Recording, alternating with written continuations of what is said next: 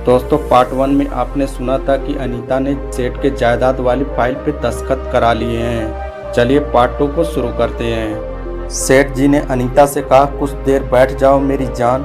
फिर उससे पूछा, सुना है कि तुम मेरे बेटी से शादी करना चाहती हो। यह सुनकर अनीता चौंक पड़ी पर कुछ नहीं बोली।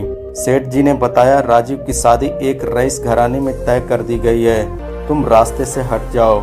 अनीता ने कहा, सेठ जी मैं अपनी सीमा जानती हूँ, मैं ऐसा कोई काम नहीं करूँगी जिससे आपकी नज़रों में गिर जाऊँ। वैसे अनीता ने एक शक का बीज यह कहकर बो दिया कि शायद राजू ने विदेश में किसी गोरी मेम से शादी कर रखी है। सेठ जी अनीता की बातों से चौंक पड़े, यह उनके लिए नई जानकारी थी।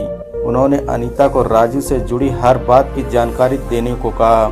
अनीता ने अपनी दस्तखत कराने की योजना की कामयाबी की जानकारी राजू को दी। वह खुशी से झूम उठा।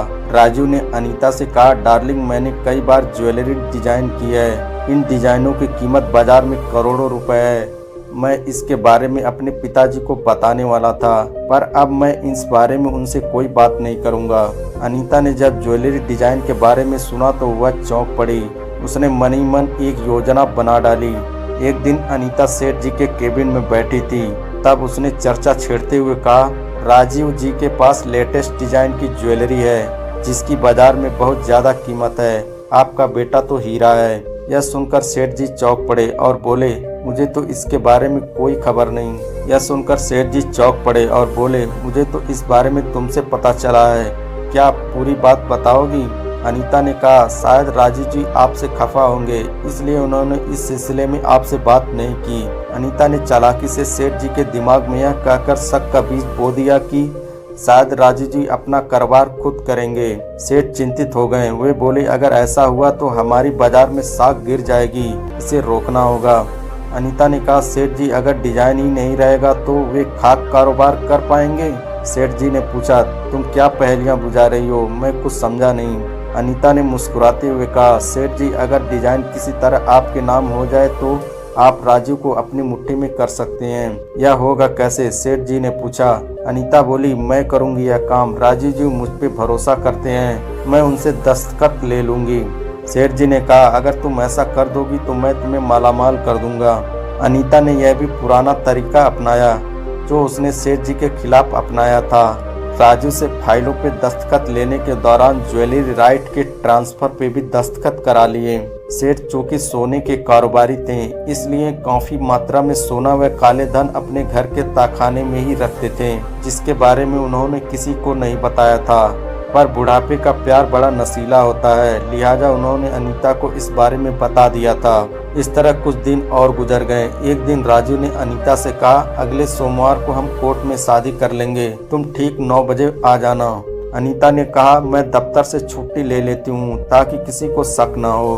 फिर अनीता सेठ जी के पास गए, उन्हें बताया सोमवार को राजू कोर्ट में किसी विदेशी लड़की से शादी करने जा रहे हैं, मुझे उसने गवाह बनने को बुलाया है। सेठ जी गुस्से से आग बबूला हो गए। आप अभी हल्ला न मचाएं, आपकी बदनामी होगी। सेठ जी ने अनीता से कहा, तुम सही बोलती हो। सोमवार को राजू कोर्ट पहुंच गया और अनीता का इंतजार करने लगा। तभी उसके सामने एक गाड़ी आकर रुकी, जिसमें अपने पिताजी को देखकर वह चौंक पड़ा। सेठ जी ने राजू को एक कोने में ले जाकर समझाया, क्यों तुम अपनी खानदान की इज्जत उछाल रहे हो, वह भी 2 कौड़ी की गोरी मेम के लिए? यह सुनकर राजू हंस पड़ा और बोला, क्यों नाटक कर रहे हैं आप?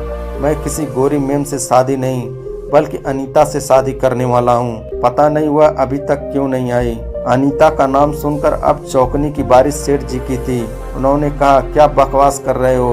अनीता ने मुझे बताया कि तुम आज एक गोरी मेम से शादी कर रहे हो जिसके साथ तुम विदेश में रहते थे।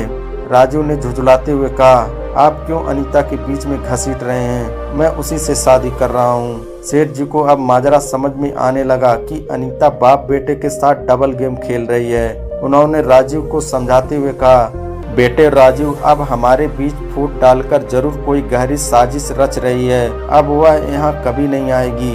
राजू को अपने पिता की बातों पे विश्वास होने लगा। उसने अनीता के घर पर मोबाइल फोन का नंबर मिलाया पर कोई जवाब नहीं मिला।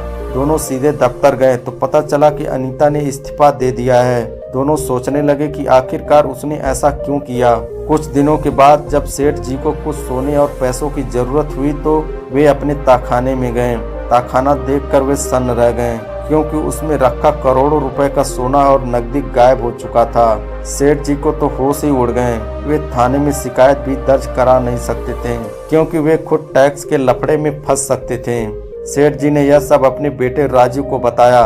राजीव ने कहा, कोई बात नहीं, मेरे पास कुछ डिजाइन के कॉपीराइट्स हैं। यह कहकर राजीव जब शहर बेचने गया तो पता चला कि वो तो 12 महीने पहले किसी को करोड़ों रुपए में बेचे जा चुके हैं। यह सुनकर राजीव सन्न रह गया। उस पर धोखाधड़ी का केस भी दर्ज हुआ, सो अलग। सेठ जी ने साख बचाने के लिए अपनी कंपनी को गिरवी रखने की सोची, ताकि बाजार से लिया गया कर्ज चुकाया जा सके। पर यहाँ भी उन्हें दगा मिली। एक फर्म ने दावा किया और बाद में कागजात भी पेश किए, जिसके मुताबिक उन्होंने करोड़ों रुपए बतौर कर्ज लिए थे और 4 महीने में चुकाने का वादा किया था। देखते ही देखते सेठ जी का परिवार सड़क पर आ गया। उन्होंने अनीता की शिकायत थाने में दर्ज कराई, पर वह कहाँ थी किसी को नहीं पता। पुलिस ने कार्रवाई के बाद बताया कि रमेश की तो शादी ही नहीं हुई थी, तो उसकी विधवा पत्नी कहाँ से आ गई। आज तक ही नहीं पता चला कि अनीता कौन थी, पर उसने आशिकी मिजाज बाप बेटों को ऐसी चपत लगाई कि जिंदगी भर याद रखेंगे। दोस्तों, यह कहानी यहीं पे समाप्त हो जाती है। दोस्तों, आपको यह कहानी कैसी लगी कमेंट बॉक्स में जरूर लिखना। दोस्तों, अगर आप चैनल पर नए हो तो चैनल को सब्सक्राइब करें, वीडियो को लाइक करें